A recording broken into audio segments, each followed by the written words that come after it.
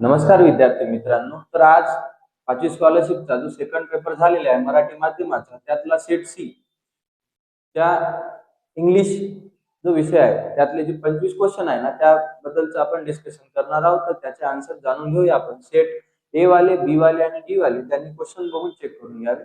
तर आपण चालू करूया. तर त्यातला पहिला काय, fill in the blanks. We have dad has seen in Japan. तर या ठिकाणी इनच्या समोर कोणता आर्टिकल करेक्टली बसेल? बघा, इन या शब्दाची सुरुवात जी आहे ना, वॉवेल साऊंड न होते, मग त्या ठिकाणी कोण येणार? ॲन हे आर्टिकल येणार. ॲन हे आर्टिकल त्या ठिकाणी येणार. दुसरं, अमननं काय केलं? सुजलच्या अंगावर पाणी सांडवलं. तर त्यानं काय म्हटलं पाहिजे? तर त्यानं काय म्हटलं पाहिजे? I am so sorry. त्यानंतर तिसरं, choose the correct option for the reader. मी एक इन्सेक्ट आहे, मला 8 पाय आहेत आणि मी जाळं विणतो. तर तो कोण आहे? तर मी कोण आहे?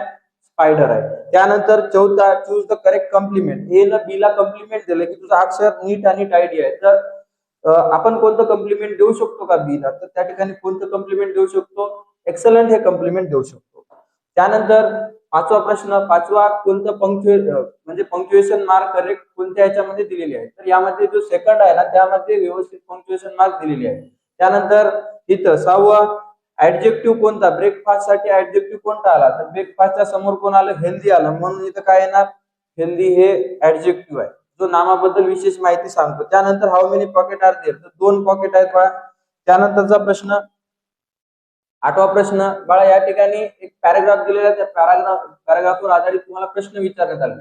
हु इज मिस सुनैना? तर या ठिकाणी बघा, little Aslia is a daughter of her parents, a sister to her brother, a friend of Kanika and student of Miss Sunaina. तर बाळा, हे सुनैना जी आहे ना, ती कोण आहे? टीचर आहे.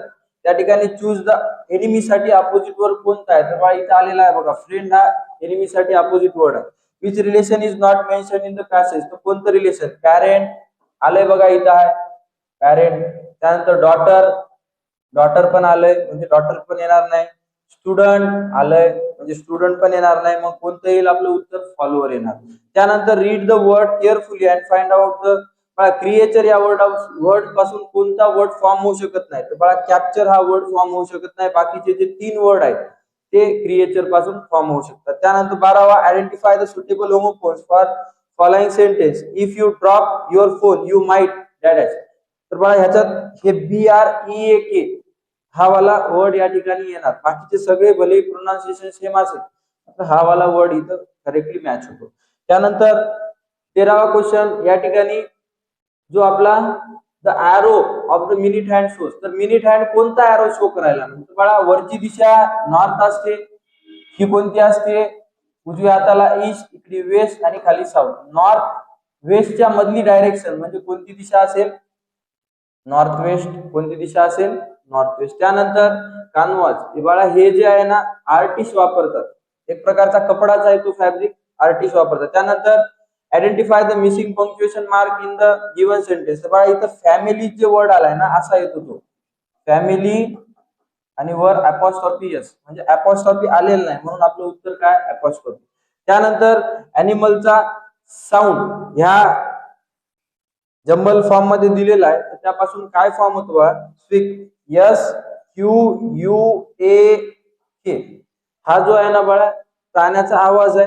त्यासाठी कोणते नंबर्स आलेत बघा? यस साठी काय आलेला आहे? 5. क्यू साठी आलेला आहे 2. आता 5, 2 सुरुवातीला फक्त पहिल्या ऑप्शन मध्ये असल्यामुळे पहिलं आपलं उत्तर येणार. त्यानंतर आयडेंटिफाय द शिप.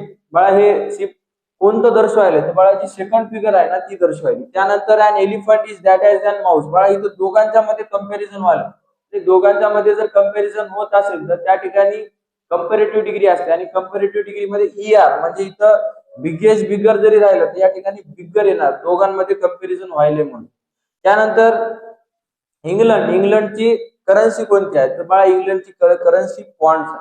त्यानंतर पाऊंड, इंग्लंडची करन्सी काय? पाऊंड. त्यानंतर आहे pick out the incorrect option for the given web diagram. तर या ठिकाणी ऑलवेज आपण काय केलं पाहिजे? तर टेल द ट्रूथ, नेहमी खरं बोला. फिनिश होमवर्क, इट व्हेजिटेबल्स, यातलं टर्न ऑफ रनिंग टॅप्स काय इनकरेक्ट आहे म्हणा. जर पाणी चालू असेल तर आपल्याला बंद केलं पाहिजे. ड्रिंक इनफ वॉटर, भरपूर पाणी पिलं पाहिजे. डिसओबे पॅरेंट, ही गोष्ट आपल्याला केली नाही पाहिजे, म्हणजे आई वडिलांचं ऐकायचं नाही.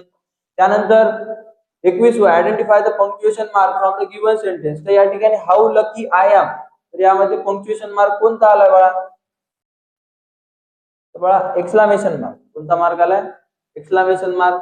त्यानंतर her lecture was held on 2:30 p.m. She reached 15 minutes before the lecture. What is the correct time of her arrival? तर बाळा 2:30 ला जायचं होतं, 15 मिनिटं अगोदर गेली, म्हणजे याचा अर्थ 2:15 ला गेली. आणि 2:15 ला काय म्हणतो आपण? तर 2:15 म्हणजे ऑप्शन नंबर तिसरं उत्तर राहणार. त्यानंतर हे आहे बाळा इंटरनॅशनल सिस्टीम मध्ये याला कसं रीड करणार? Ones tens 100,000 10,000 100,000 million 10 million. याचा अर्थ काय बाळा? हे जे नंबर आहे ना तो कोण आहे? 10 मिलियन दर्शवतो. त्यानंतर identify the correct sentence which indicates an action in the past. तर बाळा पास्ट मध्ये घडलेली घटना कोणता सेंटेन्स दर्शवते? तर बाळा हे वाला सेकंड वाला. Kunal bought a new bike yesterday. कुणालनं नवीन बाईक काल आणली. बाळा हे पास्ट सेंटेन्स दर्शवायला. त्यानंतर select the correct slogan for the given picture. बाळा ही G20 काय परिषद जे इंडियामध्ये झाली होती 2023, त्याचं जे स्लोगन होतं ना ते काय होतं? One earth one family one future. अशा प्रकारे बाळा आपल्याला इंग्लिशच्या 25 क्वेश्चनचं डिस्कशन झालेलं आहे. तर तुमचे जे आन्सर्स आहेत ना ते कमेंटच्या साह्यानं आम्हाला पाठवा, किती बरोबर आले ते. थँक्यू.